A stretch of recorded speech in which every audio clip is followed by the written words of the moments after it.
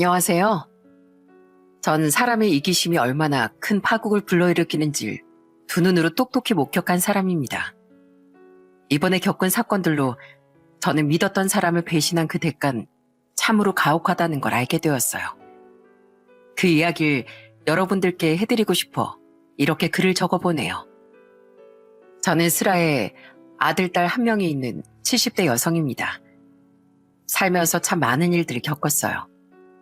젊었을 땐 남편과 함께 시장에서 작은 횟집을 운영했었죠. 남편은 어부였는데 바다에서 고기를 잡고 들어오면 그 생선을 손질해 손님들에게 내놓았습니다. 그때그때 잡은 생선을 팔다 보니 그날 수확이 그날 매출로 이어지곤 했죠. 하루는 남편이 생선을 정말 많이 잡아왔던 날이 있었어요. 그날따라 유독 살이 통통하게 오르고 큰 생선들이 많이 잡혔습니다. 그때 가게로 와 너무나 기뻐하던 남편의 얼굴이 지금도 생각이 납니다. 여보, 이것 좀 봐. 오늘 아주 대박이야, 대박. 오늘처럼 이렇게 생선이 많이 잡힌 적은 처음인 것 같아. 어때? 다 통통하고 큼직하지? 어머, 여보 고생했어. 오늘은 엄청 싱싱하네. 손님들이 정말 좋아하겠다. 근데 당신 밥 안 먹었지? 내가 금방 밥 해줄 테니까 먹고 들어가서 좀 쉬어. 오늘은 밥 안 먹어도 배부르겠어. 오늘 횟감 만들려면 우리 마누라 손목 좀 아프겠는데? 내가 오늘 옆에서 도와줘야지.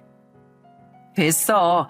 내가 하면 되니까 아침 새벽부터 나가서 힘들 텐데 당신 좀 들어가서 한숨 자. 나중에 너무 바쁘면 그때 나와서 좀 도와줘. 남편과 전 서로를 의지하면서 열심히 횟집을 운영했습니다. 장사가 잘 되는 날도 있었고 잘 되지 않는 날도 있었지만 그래도 포기하지 않고 운영했죠. 단골도 생겨나고 매출도 점점 늘어나면서 저희도 어느 정도 안정을 찾을 수 있었어요. 식당을 하면서 고되고 힘든 날도 많았지만 전 가족들만 생각하며 버텼죠. 남편도 부지런하게 일을 했고 늘 가정에 충실한 사람이었습니다. 저희 부부가 열심히 가정을 위해 노력하니 자식들도 그 모습을 보면서 노력을 많이 하더라고요. 특히나 아들은 초등학교에서도 반장을 꾸준히 했었고 중학교에 들어가선 학생회장을 하기도 했어요. 학생회장에 당선되던 날 아들이 정말 기뻐하며 가게로 찾아왔었죠. 엄마, 나 학생회장 됐어. 투표차도 어마어마하게 벌어졌대. 어머, 정말이니? 아이고, 우리 경식이 장하다, 장해. 초등학교 때도 내내 반장만 하더니 이젠 학생회장까지 하는 거야? 우리 경식이 덕분에 이 엄마가 마음이 너무 든든하다. 엄마, 이제 걱정하지 마. 내가 앞으로 공부도 열심히 해가지고 고등학교 때도 잘하고 대학교도 좋은 곳으로 갈게. 학생회장 됐으니까 말썽 안 부리고 엄마 아빠 말 더 잘 들을게. 그래, 그래. 우리 아들 정말 장하다, 장해. 아빠가 들으시면 너무 좋아하시겠어. 엄마가 우리 경식이 덕분에 웃는다, 웃어. 오늘은 엄마 일 많이 해도 하나도 안 힘들겠네. 아들은 정말 효자였어요. 특별하게 말썽을 부린 일도 없었고 늘 공부도 열심히 하고 엇나가지 않았죠. 어린 동생도 살뜰하게 챙기고 일이 늦게 끝나는 저와 남편을 대신해 동생을 돌보기도 했습니다. 아들과 함께 친하게 지내던 친구가 있었는데 그 친구와 함께 집에서 모여 다 같이 공부를 할 때도 있었죠. 그 친구와의 인연은 아주 오랫동안 이어졌습니다. 그땐 이렇게 긴 세월 인연을 이어갈 거란 생각도 못했어요. 가게를 마감하고 집에 가서 늘 간식을 챙겨주면 아들의 친구는 살갑게 고마움을 전하기도 했죠. 어머님, 감사합니다. 어머님 덕분에 제가 집중력이 쑥쑥 올라요. 제가 다른 데 가선 집중이 안 되는데 경식이네 오면 집중이 잘 된다니까요. 봉주 이 녀석, 내가 네 넉살에 웃는다 웃어. 아줌마가 맨날 이렇게 간식 챙겨주니까 나중에 훌륭한 사람 되면 이 아줌마한테도 보답해야 한다. 아유, 그럼요. 제가 이 은혜 잊지 않겠습니다. 저 경식이 제일 친한 친구잖아요. 제가 어머님 살뜰하게 모시겠습니다. 그래, 공부 열심히 하고 꼭 훌륭한 사람 돼야 돼. 약속하는 거야. 아들은 친한 친구와 매일같이 집에서 공부를 했어요. 그 덕에 아들은 좋은 대학에 진학을 할 수 있었죠. 대학에 가서도 아들은 항상 살뜰하게 저희 부부를 챙겼습니다. 대학 때문에 타지에 나가서 살았던 아들이 종종 집에 올 때면 무슨 일이 있어도 다 같이 모여 행복하게 저녁 식사를 하곤 했죠. 와, 이게 다 뭐야?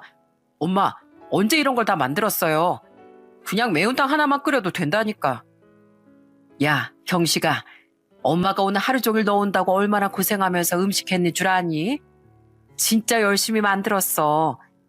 맨날 해산물만 먹인다고 고기까지 사왔잖냐. 엄마, 고마워요. 경은이 넌 공부 잘하고 있지? 오빠 없다고 막 놀러 다니고 그러는 거 아니지? 오빠가 맨날 물어볼 거야? 아이, 오빤 내가 무슨 맨날 놀러만 다니는 줄 알아. 내가 알아서 잘할 테니까 걱정하지 마셔. 오빠나 거기 가서 열심히 해. 그때는 그날도 평범한 날 중 하나였지만 지금 생각해보면 그때가 정말 소소하게 행복을 많이 느꼈던 것 같아요. 그렇게 시간이 흘러 아들은 대학을 졸업했고 세무사 시험을 보게 되었습니다.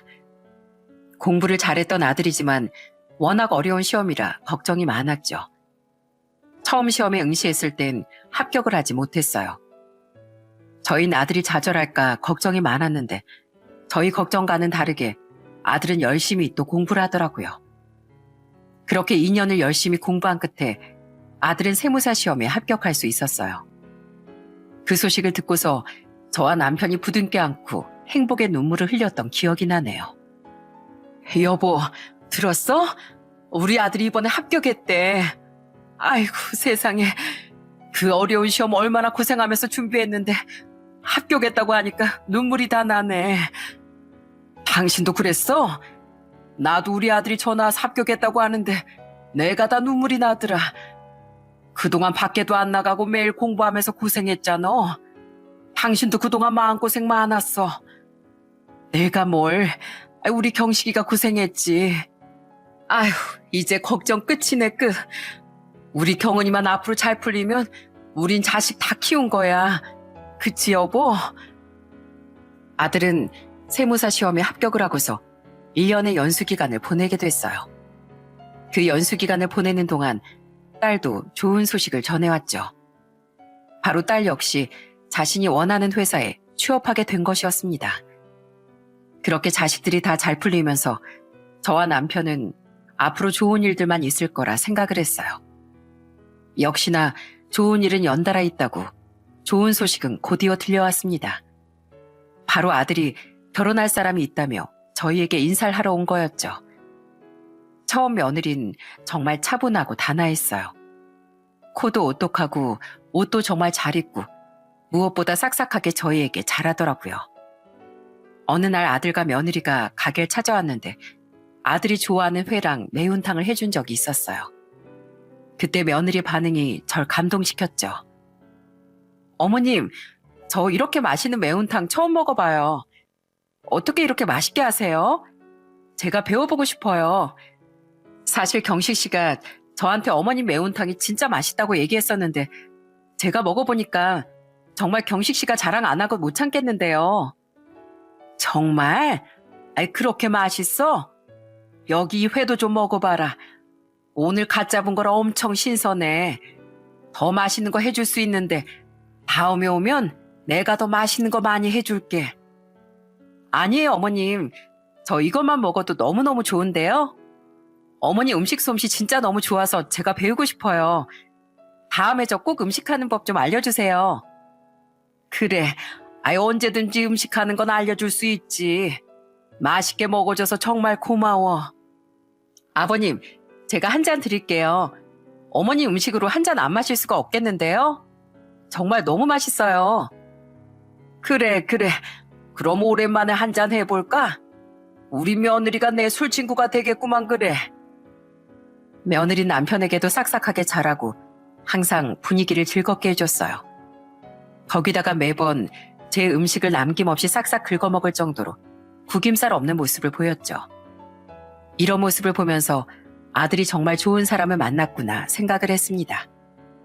그렇게 아들이 행복하게 결혼을 하고선 서로를 배려하며 잘 사는 모습들을 많이 보여줬어요. 사실 저희 식구들은 활발한 편은 아니었거든요. 그런데 며느리가 들어오고 나선 분위기가 정말 많이 달라졌어요. 그런데 행복한 시간은 그리 오래가지 못했습니다. 아들이 결혼하고 1년 정도 되었을 무렵 남편이 갑작스럽게 뇌출혈로 쓰러지게 된 것이었죠. 쓰러진 남편을 같이 일하던 동료가 발견을 하고 바로 응급실로 실려갔지만 남편은 결국 눈을 뜨지 못했습니다. 어떻게 남편을 보냈는지 장례식 내내 전 오열을 하다 쓰러지길 반복했어요. 저뿐만 아니라 온 가족이 큰 슬픔에 빠졌죠. 아이고, 여보, 이렇게 가면 어떡해? 우리 손주들 태어나는 것도 보고 가고 우리 딸 결혼하는 것도 다 보고 가야지. 이렇게 급하게 가버리면 나보고 어떻게 하라고. 엄마, 아버지 불쌍해서 어떡해. 평생 일만 하시다 이렇게 가시다니. 우리 아버지 불쌍해서 어떻게 하냐고. 아휴, 경식아, 어쩌면 좋니. 며칠 전에도 네 아빠랑 여행 가자고 그렇게 얘기를 했는데 이렇게 가버리면 어떻게 하니. 눈물로 남편을 보내고 나서 저는 모든 삶의 의욕을 잃어버리고 말았습니다. 남편의 빈자리는 생각보다 너무도 컸어요. 아침이면 출항을 나갔다가 돌아와 가게 문을 열고 많이 잡았다며 기뻐해야 하는 남편인데 그 모습을 영영 볼 수 없다고 생각하니 전 정신을 차릴 수가 없었습니다. 결국 전 가게 문도 닫고 식음을 전폐하고 매일매일 누워만 있었죠. 그때 절 많이 챙겨줬던 건 바로 아들과 며느리였어요. 멀리 살고 있어 자주 오지 못했지만 매일 밤낮으로 저에게 전화를 해왔습니다. 매일매일 밥은 먹었는지 별일은 없는지 아들과 며느린 돌아가면서 절 챙겼죠. 남편과 이별은 저에게 생각보다 큰 충격이었던 것 같아요. 그땐 아무것도 하기 싫고 멍하니 시간만 보낼 때가 많았거든요. 그러다 어느 날 아들 내외가 집으로 찾아와 한 가지 제안을 하더라고요. 엄마, 이러지 말고 저희랑 같이 살아요.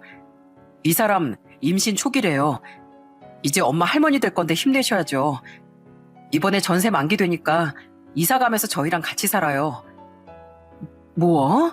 아이고, 우리 며느리가 임신했다고? 아유, 축하한다.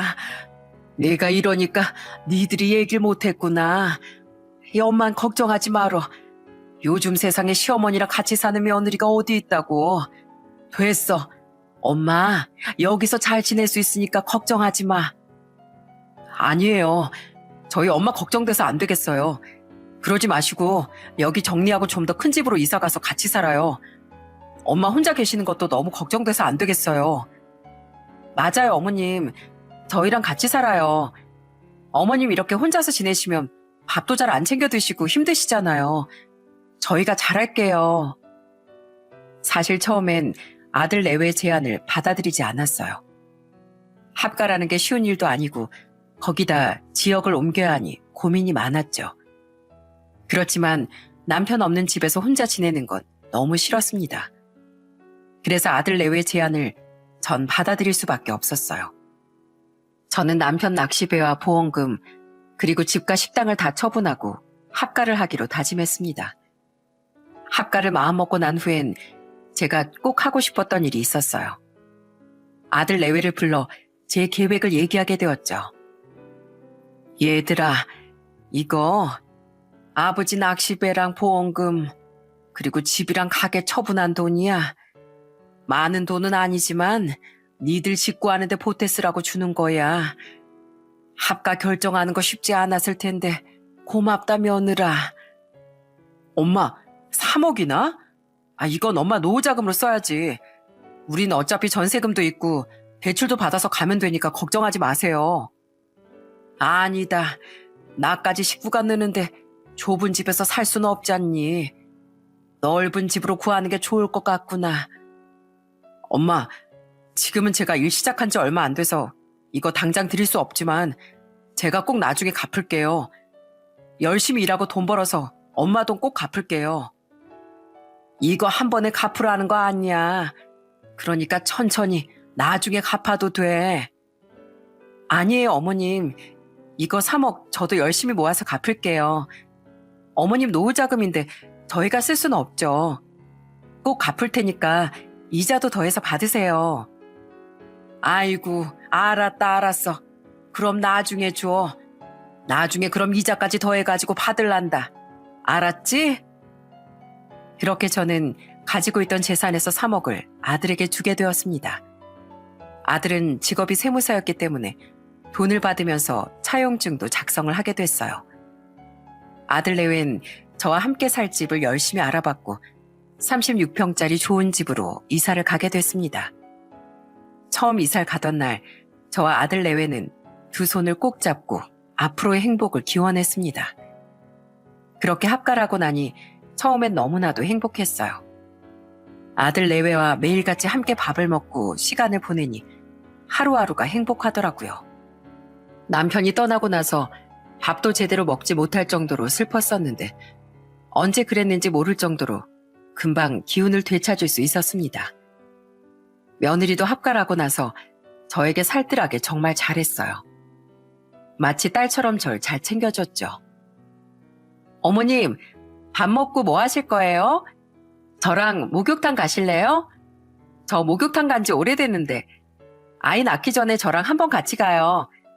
그리고 목욕탕 앞에 새로 카페가 생겼더라고요. 거기 디저트가 기가 막히게 맛있대요. 어머님이랑 저랑 둘이서 그거 먹으러도 가요. 어머, 그러니? 저번에 가보니까 공사하고 있던데 거기 카페가 생겼구나. 그래. 목욕하고 오면서 거기도 갔다 오자. 좋아요. 옆에 산책로도 있어서 거기 산책도 하고 오면 될 것 같아요. 저녁에는 뭐 먹을까요? 어머님 좋아하시는 순두부찌개에서 먹을까요? 좋지. 안 그래도 날도 쌀쌀하고 뜨끈한 국물이 먹고 싶었는데 순두부찌개 먹으면 딱 좋을 것 같네. 어쩜 우리 며느린 내 마음을 이렇게 잘 알아? 아들이 출근하고 나면 며느린 저와 같이 카페도 다니고 산책도 가면서 즐겁게 시간을 보내곤 했습니다. 주변에선 며느리가 많이 불편해할 거라고 했지만 그런 생각이 들지 않을 정도로 저에게 무척이나 잘했어요. 그런 며느리의 노력 덕분인지 우울했던 제 기분도 금세 좋아지더군요. 그렇게 얼마 뒤 며느린 아이를 낳게 되었습니다. 그런데 아이를 낳고 나서부터 며느리가 조금씩 달라지기 시작했어요. 어느 날부턴가 며느린 눈에 초점도 없이 멍하니 있을 때가 많아졌습니다. 거기다가 아이가 아무리 울어도 근처에도 가지 않고 방 안에 누워있기만 했어요. 처음엔 아이를 돌보는 게 힘들어 그런가 했는데 점점 시간이 지나면서 산후 우울증이 심하다는 걸 알게 됐어요. 정말 심각하다는 걸 알게 된 날이 있었는데요. 그날은 제가 일이 있어 밖에 외출을 했다가 들어왔는데 들어오자마자 보이는 광경에 전 경악을 금치 못했습니다. 얘, 너 뭐해? 아니, 애꼴은 왜 이렇게 되고 기저귀는 왜 안 채우고 있어? 아이고, 여기저기 아주 난리네 난리야. 진영아, 너 그러지 말고 밖에 나가서 바람 좀 쐬자. 어머님, 저 진짜 힘들어요. 저 정말 못하겠어요. 하루 종일 애우는 소리 귀 떨어져 나갈 것 같고 머리에 환청처럼 들려서 미쳐버릴 것 같아요. 아이고, 진영아, 괜찮아. 그럴 수 있어. 그런데 이거 치료받아야 돼. 너 그러다가 큰일 나. 이것 봐. 애 기저귀도 채우지도 않고 지금 이 난리가 난 거. 너 그러다가 너까지 큰일 나는 거야. 어머님, 저 진짜 미치겠어요. 애가 울어도 아무것도 안 보이고 애 근처에 가기도 싫어요.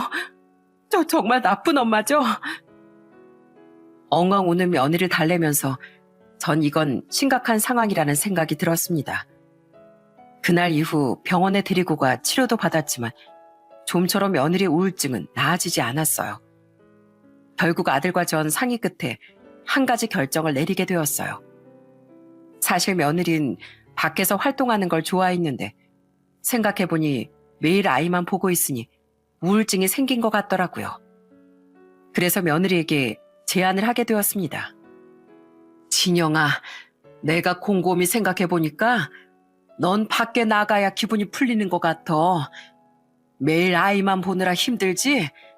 내가 애는 봐줄 테니까 직장을 다니든지 아르바이트를 하든지 해라. 어머님, 정말요? 저 밖에서 일해도 돼요? 그래, 내가 아이 봐줄 테니까 직장 다시 다녀. 너 일하는 거 누구보다 좋아했잖아. 같이 사는데 내가 아이 봐줄 수 있지. 엄마, 정말 괜찮겠어요? 애 보는 게 쉬운 일도 아니고. 괜찮어. 진영이도 쉴 틈이 있어야지. 걱정하지 말고 넌 직장 다니렴. 힘들면 어린이집도 생각해보면 되니까. 어머님, 그럼 제가 매달 50만 원씩 드릴게요. 처음엔 많이 못 드려도 나중엔 더 드릴 테니까 부탁드려요. 아유, 무슨 손주 보는데 돈이야. 그래, 알았어. 네 마음 편한 대로 해라. 진영아, 아무 걱정하지 말어. 일하면서 네 마음이 풀리면 그걸로 된 거야. 그렇게 전 손주를 보게 되었고 며느린 다시 사회생활을 시작하게 되었어요.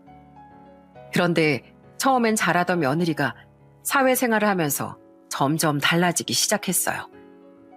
아예 집안일에 손을 떼기 시작한 거였죠.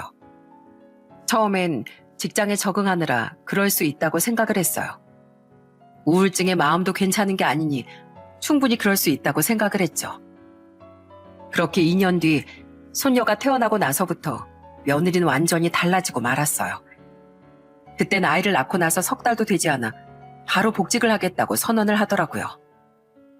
어머님, 저 이번에 복직하려고요.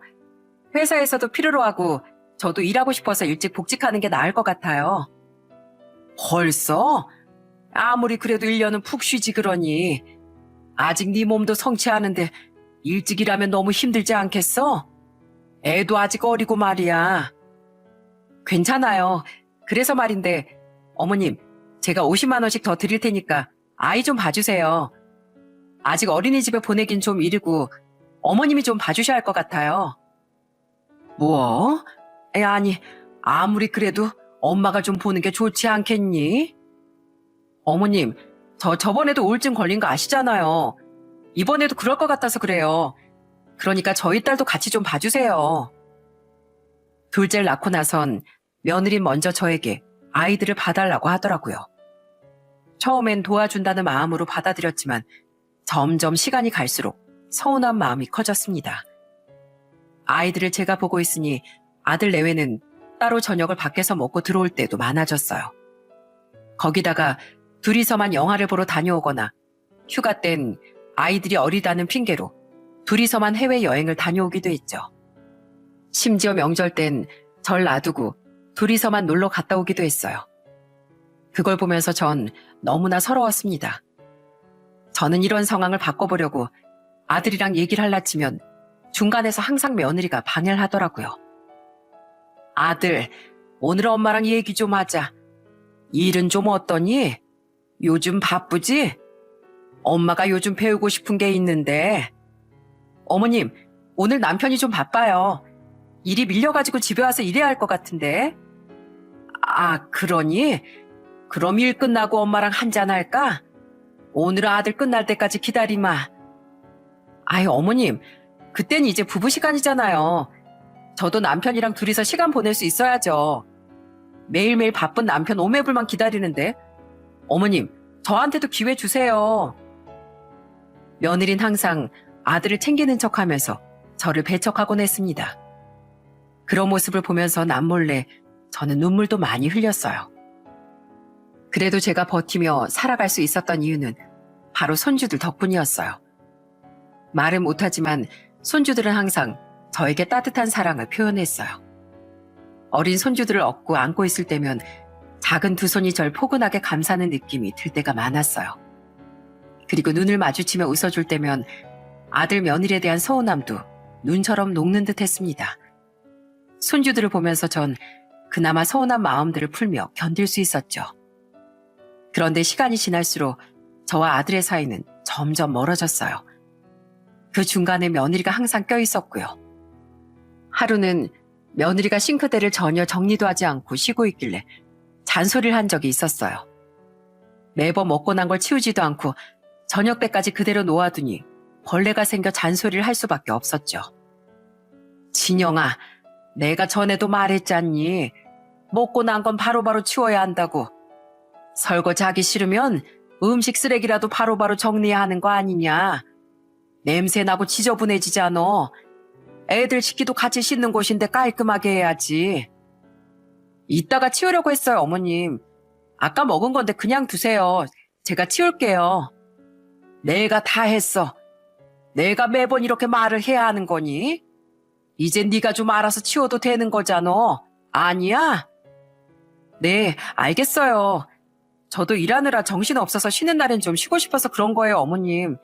잘 치울게요. 제 앞에선 아무런 말도 하지 않았던 며느리의 실체를 알게 된 건 얼마 지나지 않아서였습니다. 하루는 제가 몸이 안 좋아 일찍 잠에 들었던 날이 있었어요. 새벽에 깨어나 물을 한 잔 마시려고 했는데 살짝 열린 안방문 사이로 목소리가 들려왔죠. 아들과 며느리가 대화를 나누고 있었는데 그 내용을 듣고 정말 기가 찼습니다. 아니, 어머님 정말 너무하시는 거 아니야? 사실 아이들 봐주시는 거 정말 좋지만 나도 일하고 있잖아.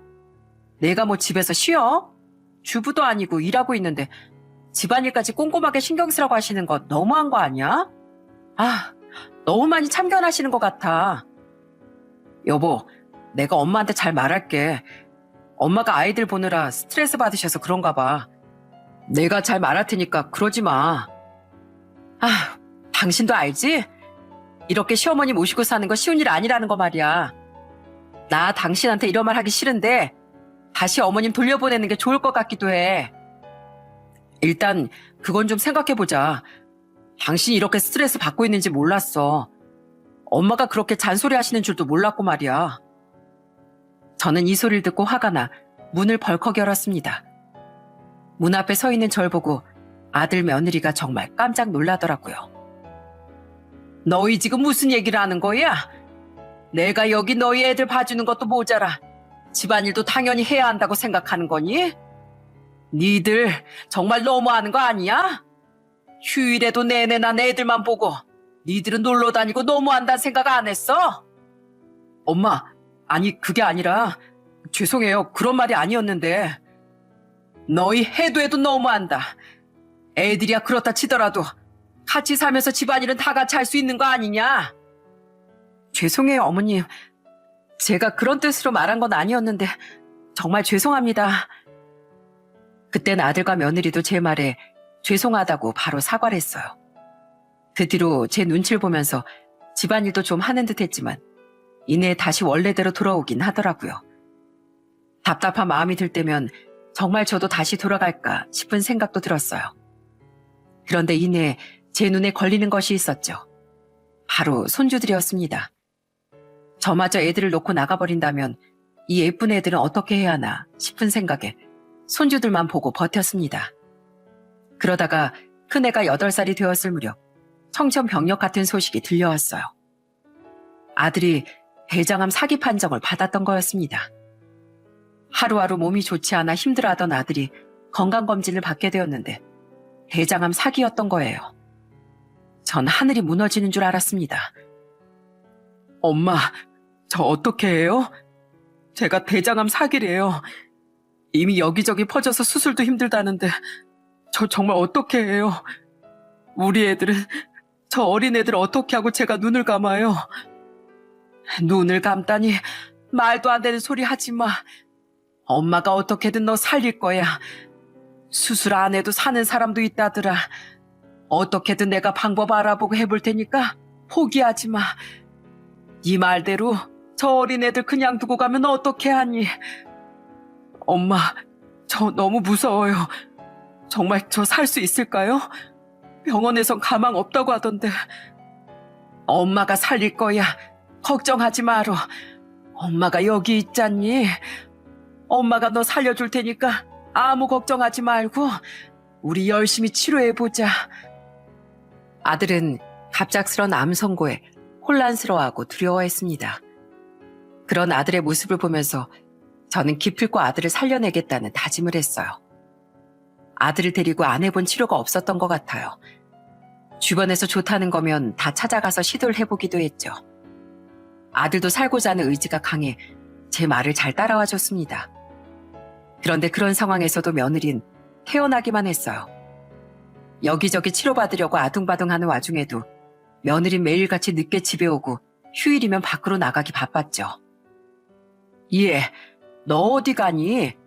오늘 경식이랑 같이 치료받으러 가자고 했었잖아. 어제 말했는데 못 들었어? 아, 어머님, 저 친정에 일이 좀 있어가지고 갔다 와봐야 할 것 같아요. 어차피 제가 가도 치료에 도움되는 것도 아니고 어머님이 잘 아시니까 두 분이서 다녀오세요. 너 정말 너무한 거 아니니? 아무리 그래도 남편이 저렇게 아픈데 지금 그런 말이 나와? 매일 늦게 들어오는 것도 정도 것이지. 넌 네 남편 걱정도 안 되니? 제가 노는 것도 아니고 다 일하다가 늦게 들어오는 건데 저한테 왜 그러세요? 그럼 누가 우리 집 생계는 책임지는데요? 남편도 아파서 일 못하는데 누가 돈을 벌어와요? 어머님, 그런 걸로 잔소리하지 마세요 좀. 며느리는 오히려 저에게 당당하게 얘기를 했습니다. 그 모습을 보고선 정말 기가 막히더군요. 그래도 그땐 며느리 혼자서 일을 하며 돈을 벌었으니 힘들어서 그런가 보다 생각했었어요. 그런데 며느리 실체를 알게 된 건 얼마 지나지 않고서였습니다. 어느 날 손줄 챙겨주고 병원에 간 날이었어요. 그런데 병실에 들어서자마자 보인 건 아들이 계속 울고 있는 모습이었어요. 그 모습을 보고 저는 깜짝 놀라 아들에게 물었죠. 경식아, 무슨 일이야? 왜 그래? 무슨 일 있었어? 왜 이렇게 울고 있어? 엄마, 저 다 속았어요. 지금까지 아무것도 모르고 깜빡 속았다고요. 저 정말 더 이상 살고 싶지 않아요. 저 정말 죽고 싶습니다. 아이고, 그게 뭔 소리야? 그런 소리 하지 말거라. 무슨 소리 하는 거야? 아까 전에 아내 친구 구키 씨 어머니 아시죠? 아내 친한 친구. 그 친구가 여기 왔었어요.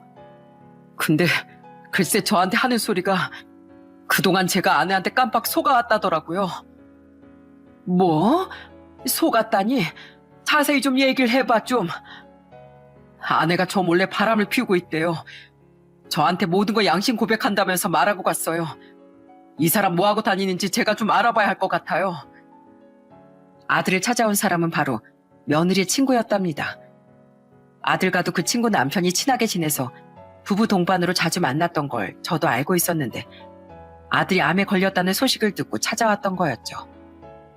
그 친구 남편이 사업에 실패를 해서 혼자서 나쁜 생각을 하고 세상을 떠났었는데 그때 그 친구 혼자 자식 3명을 어렵게 키웠다고 하더라고요. 자식 셋을 키우니 혼자선 힘들어 며느리에게 돈을 좀 빌려달라고 했었는데 며느린 그걸 냉정하게 거절했었고 아들이 이 소식을 듣고 2천만 원을 빌려줬던 거였어요. 그 덕에 그 친구는 어려운 시기를 잘 버텨낼 수 있었다면서 항상 저희 아들에게 고마워했었죠. 힘들었을 때 도와준 은인이나 다름없었던 아들에게 고마움을 느끼고 있었던 그 친구는 동창들 사이에서 며느리가 바람을 피우고 있다는 사실이 알려지자 실체를 밝히려고 자신을 찾아왔다고 했습니다. 아들은 그날 이후로 뒷조사를 해보겠다고 말을 하더군요. 그렇게 며칠이 지나고 아들을 찾아갔을 때 아들은 저의 손을 잡고 눈물을 펑펑 흘리며 이야기를 했습니다. 엄마, 정말 죄송해요. 정말 죄송합니다. 제가 엄마한테 너무 실수를 많이 하고 불효를 저질렀어요. 정말 죄송합니다. 이런 여자인 줄 알았다면 제가 정신 차리고 엄마한테 더 잘할 걸 그랬어요. 정말 죄송해요. 아이들만 맡기고 제가 정말 불효자예요. 아니야, 아들아. 네가 죄송할 게 뭐가 있니? 그래, 알아본 건 확실한 거니? 네, 증거도 차고 넘치고 저 사람 밖에서 별의 별짓을 다 하고 다녔더라고요. 저 이혼 소송할 거예요. 제가 다 원래대로 돌려놓을게요. 죄송해요, 엄마. 이 불효자를 제발 용서해 주세요, 엄마. 괜찮다, 괜찮어. 우리 포기하지 말자. 그러니까 울지 마. 죄송해요. 엄마가 절 위해 얼마나 노력하셨는데 저 그 사람 절대 용서 못해요, 어머니. 끝까지 이혼 소송하고 상간남 소송도 할 거예요. 제가 이 두 사람 절대 용서하지 않을 거예요. 무릎 꿇고 오열하는 아들의 모습을 보면서 저는 너무나 마음이 아팠습니다. 아들은 며느리에게 바로 이혼 소송을 하고 상간남에게도 소송을 진행했어요. 그런데 며느리는 뻔뻔하게도 절대 그런 게 아니라며 항변을 했다더군요. 아들은 그 힘든 몸을 이끌고서 이혼 소송을 계속 진행했습니다. 그렇지만 아이가 둘이나 있다 보니 소송이 금방 끝나는 건 아니었죠. 전 끝까지 희망을 놓지 않으려고 했어요. 아들을 어떻게든 살리고자 밤낮 없이 알아보고 쪽잠을 자면서 아들에게 힘을 주었습니다. 아들, 너 기억나니? 옛날에 어렸을 때 운동을 너무너무 잘해서 엄마랑 아빠가 운동선수 시킬까 엄청 고민했었잖아. 학교에서도 너 운동시키면 잘할 것 같다면서 그랬던 거 기억나? 기억나요, 엄마. 그때 선생님이 저 악바리 근성 있다면서 뭘 해도 될 거라고 하셨잖아요. 그래, 우리 아들은 그래서 운동 꼭 시키고 싶다고 선생님이 그러셨지. 우리 아들이 그렇게 끈기 있고 포기할 줄 모르는 애였어. 그러니까 지금도 포기하지 말고 우리 끝까지 해보자. 엄마가 어떻게든 너 살려줄 거야. 네가 얼마나 귀하게 태어난 아이인데 이렇게 보낼 순 없지. 엄마, 걱정하지 마세요. 저 꼭 살 거예요. 제가 어떻게든 잘 버텨서 살아볼게요. 그러니까 걱정하지 마세요. 정말 하루하루를 귀중하게 여기며 할 수 있는 것 뭐든지 다 해봤습니다. 그렇지만 아들은 점점 시간이 지날수록 기력을 잃고 말았어요. 마지막까지 아들은 저에게 미안해했습니다. 그 모습을 보면서 전 아들을 부여잡고 통곡할 수밖에 없었어요. 엄마, 저 먼저 가 있을게요. 먼저 가서 하늘에서 집 짓고 있을 테니까 천천히 오세요. 살아생전 엄마한테 효도 못한 거 하늘에서 꼭 해드릴게요. 죄송합니다. 이 못난 아들 용서해 주세요. 아들아, 안 된다. 경식아, 안 돼. 하루만 좀 더 있다가 가렴. 엄마랑 딱 하루만 더 있자. 아들아. 오빠, 정신 차려. 제발 정신 좀 차려봐. 오빠, 그렇게 가지 마. 오빠, 제발. 우리의 외침에도 결국 아들은 그날 새벽에 눈을 감고 말았습니다. 장례식장은 제 통곡 소리만 가득했어요. 절 보면서 손주들도 딸도 모두 눈물을 흘렸죠. 단 한 명 며느리 눈 하나 깜짝하지 않았습니다. 그 모습을 보고 우라가 치밀더군요. 저는 그 뻔뻔한 얼굴을 보고선 바로 달려가 며느리의 머리채를 잡았습니다. 네가 여기가 어디라고 와? 어떻게 뻔뻔하게 우리 앞에 나타나? 네가 우리 아들 이렇게 만든 거야. 네가 말이야. 어머니, 왜 그러세요? 머리 좀 놓으세요. 제가 뭘 잘못했다고. 진정하세요. 남편 좋은 데 갔을 거예요. 많이 힘들었잖아요. 많이 괴로워했잖아요. 이제라도 편안해졌을 거예요. 편안? 네가 우리 아들 그렇게 만들어 놓고서 편안할 거라고? 우리 아들 억울해서 눈 못 감았을 거야. 우리 아들 살려내 네가. 어머님, 제발 정신 차리세요. 제가 뭘 했다고. 어머니 왜 그러세요? 며느린 뻔뻔하게도 사람들 앞에선 오열하며 착한 척, 슬퍼하는 척을 했습니다. 그 모습은 악마가 따로 없었죠. 무슨 정신으로 장례를 치렀는지 생각도 나지 않을 정도로 슬픔 속에 장례식을 치른 뒤 전 집으로 향했습니다. 그런데 집에 도착하니 며느린 저에게 황당한 얘기를 꺼내더군요. 어머님, 이제 집에서 나가주세요. 솔직히 저 이혼한 것도 아니고 사별한 거잖아요. 어차피 어머님도 제 얼굴 보기 싫으시잖아요. 저도 어머님 얼굴 보기 싫거든요. 서로 보기 싫은데 한 집에 있을 필요가 뭐가 있겠어요? 그러니까 당장 나가주세요. 엄마, 왜 그래? 할머니한테 왜 그렇게 말해? 엄마 하지 마. 왜 할머니한테 그래? 너네 조용하지 못해? 그럼 너희 엄마야 할머니야? 엄마야 할머니야. 얼른 선택해. 우린 할머니야. 엄마 왜 그렇게 말하는 거야? 왜 할머니한테 나가라고 해? 아주 이것들이 정말. 그래, 그럼 너희도 나가. 할머니랑 나가서 살아. 참 하여간에 저 오늘 약속 있으니까 오늘 내로 짐 싸서 나가주세요. 아셨죠? 네가 사람이야?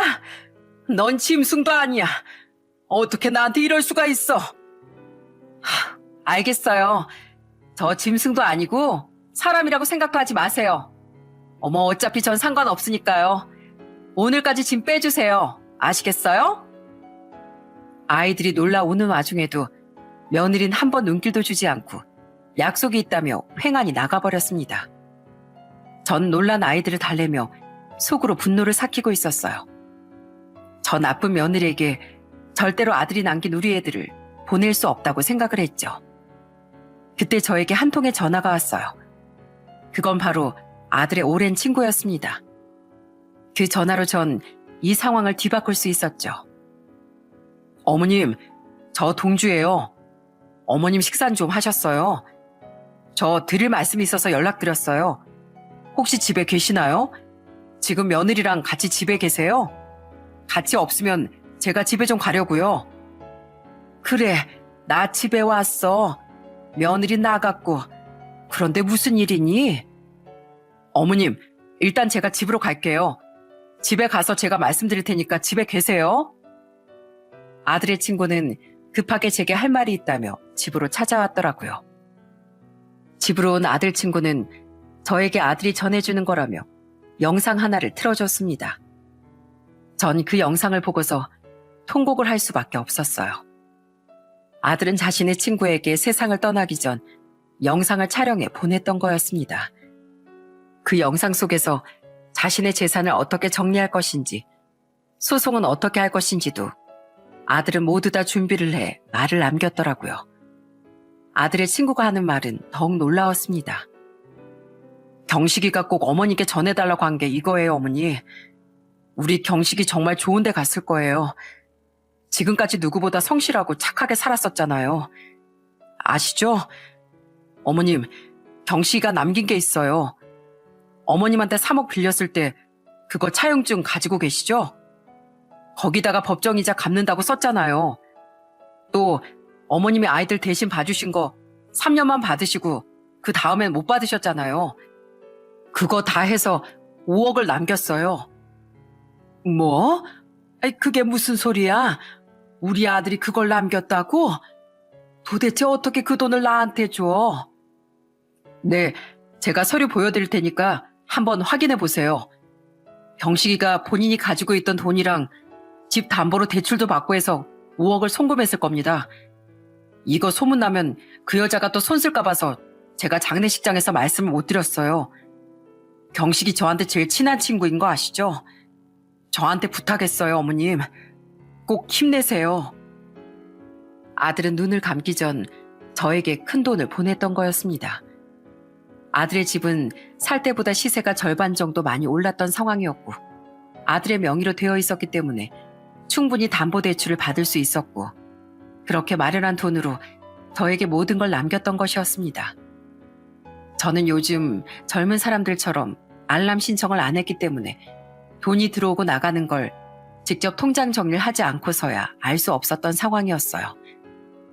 그걸 알고 있었던 아들은 끝까지 절 위해서 모든 걸 다 준비하고 떠났던 거죠. 거기다가 차용증까지 서서 서류로 다 작성이 되어 있으니 아무리 며느리가 법적으로 소송을 하더라도 뺏을 수 없었던 돈이 될 수 있었던 겁니다.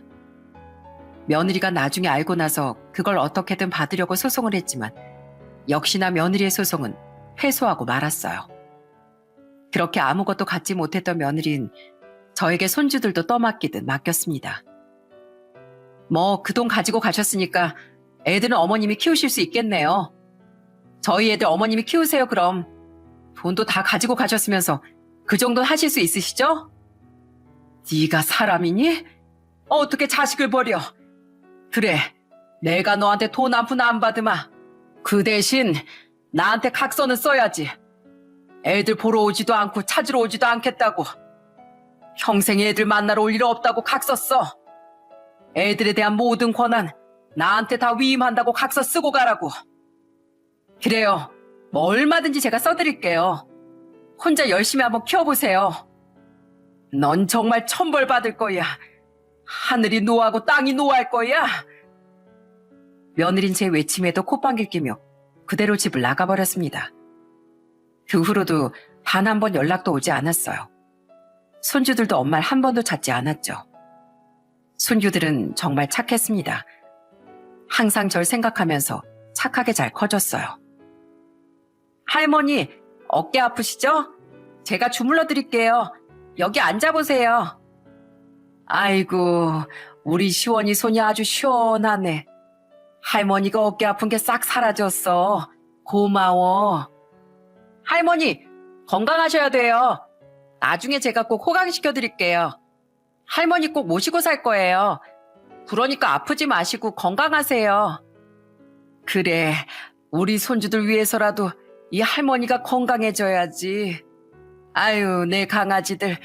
할머니가 우리 강아지들 덕분에 사는 거야. 손주들을 볼 때마다 제가 얼마나 눈물이 많이 나는지 모릅니다. 누구보다 절 생각하는 손주들을 전 열심히 키우면서 그렇게 행복하게 잘 지내고 있어요. 손주들이 있기에 저도 살아갈 희망이 생겼었죠. 며느리의 소식을 듣게 된 건 그로부터 5년이 지난 후였습니다. 어느 날 집으로 한 통의 전화가 오게 되었어요. 그 전화를 받고선 정말 기가 차고 말았습니다. 전화의 주인공은 바로 며느리였어요. 어머님, 저예요. 저희 애들 잘 지내고 있죠? 네가 왜 전화를 해? 내가 전화를 안 받으니까 이젠 모르는 전화로 이렇게 전화를 했나 보구나. 난 너랑 할 말 없으니까 끊어라. 어머니, 제발 한 번만 저희 애들 얼굴 좀 보여주세요. 저 너무 후회돼요. 제가 왜 바람을 폈을까요? 어머님, 요즘 애들도 꿈에 계속 나오고 남편도 계속 꿈에 나와요. 약을 먹지 않으면 잠도 안 오고 제발 저희 애들 한 번만 만나게 해주세요. 됐다. 내가 왜 네 얘기를 들어야 하니? 너 약속한 거 잊었어? 다신 연락하지 말아라. 끊는다. 애원하는 며느리의 목소리에도 전 냉정하게 전화를 끊어버렸습니다. 들어보니 며느린 바람을 핀 상간남과 살림을 차렸던 모양이더라고요. 그런데 그 상간남이 능력도 없고 깡패 같은 사람이었던 거죠.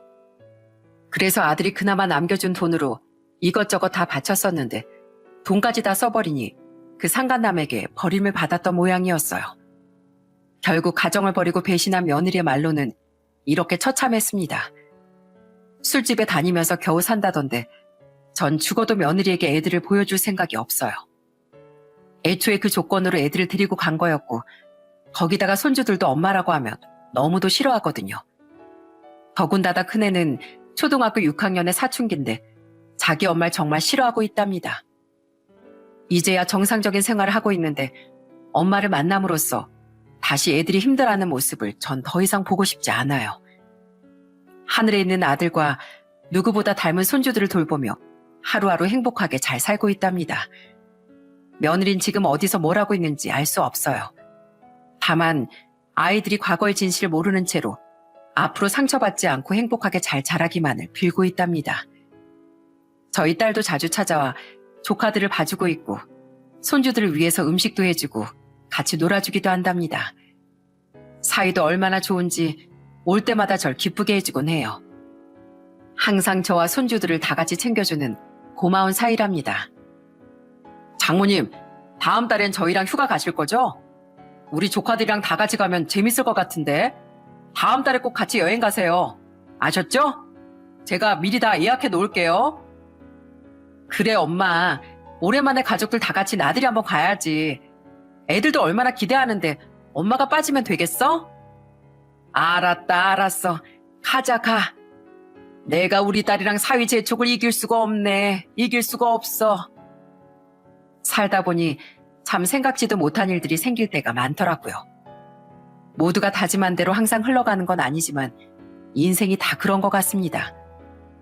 물 흐르듯이 흘러가다 보면 언젠간 내가 원하는 길로 갈 때도 있겠죠. 여러분들의 인생도 아마 지금은 힘들어도 원하는 길로 가는 그 과정일 수도 있겠다 싶네요. 요즘 일이 풀리지 않아 힘들어 하시는 분들이 많더라고요. 조금만 더 힘을 내서 버티다 보면 언젠간 더 좋은 날이 올 거라고 생각합니다. 제 사연은 여기서 마치겠습니다. 여러분들 모두 파이팅 하시고 행복하세요.